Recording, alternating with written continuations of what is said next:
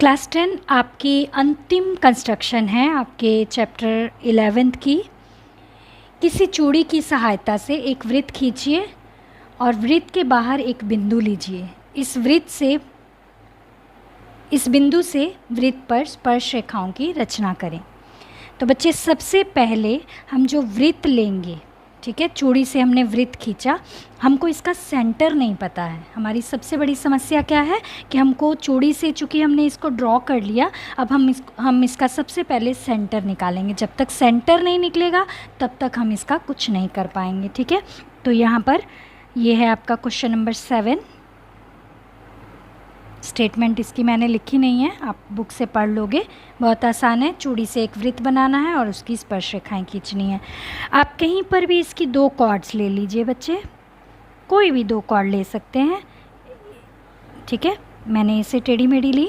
अब क्या करेंगे, इन कॉर्ड्स का फिर से हम लोग परपेंडिकुलर बाइसेक्टर ऊपर नीचे, जैसा कि आप लोग जानते हैं हम लोग ड्रॉ करते हैं, ठीक है। ये आपका परपेंडिकुलर बाइसेक्टर ड्रॉ हो गया।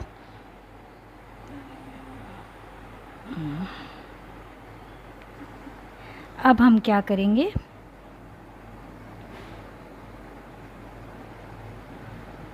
एक कॉर्ड का खींचे, अब दूसरी कॉर्ड का भी परपेंडिकुलर बाइसेक्टर हम लोग ले लेंगे।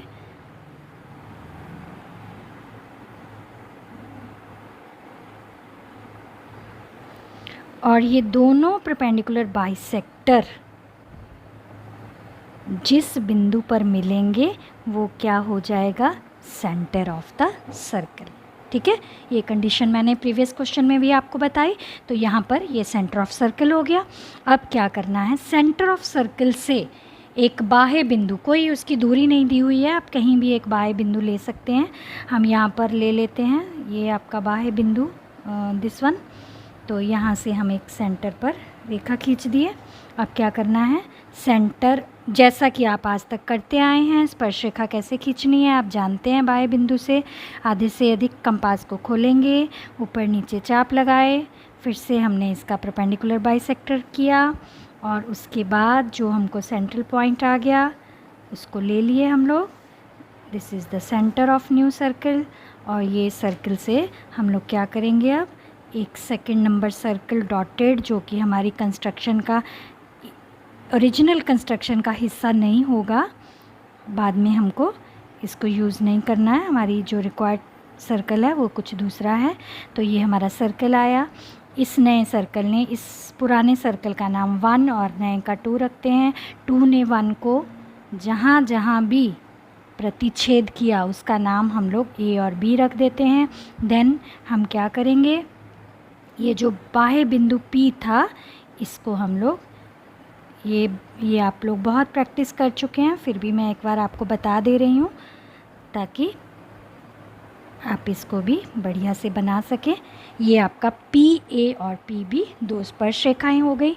तो बच्चे हमने चूड़ी से एक सर्कल बनाया जिसका सेंटर हमको नहीं पता था, उसका सेंटर हमने 2 जीवाएं डाली और दोनों जीवाओं का लंब समद्विभाजक खींचा। जहाँ लंब समद्विभाजक मिल गया वो सेंटर हो गया। अब सेंटर से आपने बाह्य बिंदु ले लिया, उसके बाद जो प्रोसेस आप स्पर्श रेखा के लिए करते हो वही किया।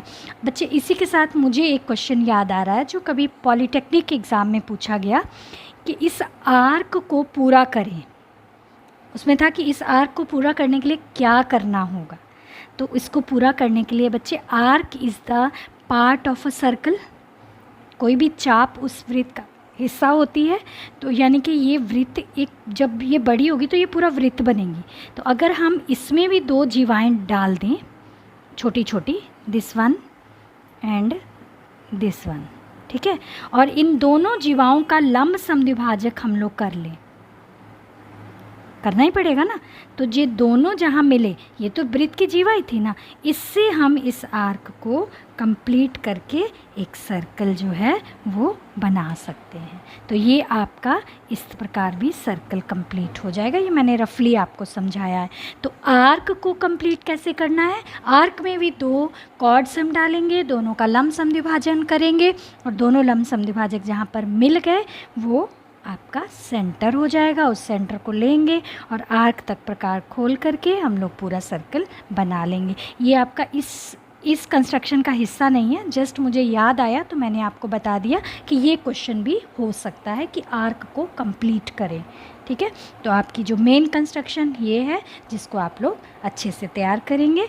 ठीक है, तो ये हो गया आपका क्वेश्चन नंबर 7 और अंतिम क्वेश्चन आपका यहीं पर रचनाओं का कंप्लीट होता है। आप अब क्या करेंगे, इन सारी रचनाओं को अच्छे से प्रैक्टिस करेंगे और फेयर कर लेंगे अपनी फेयर कॉपियों में।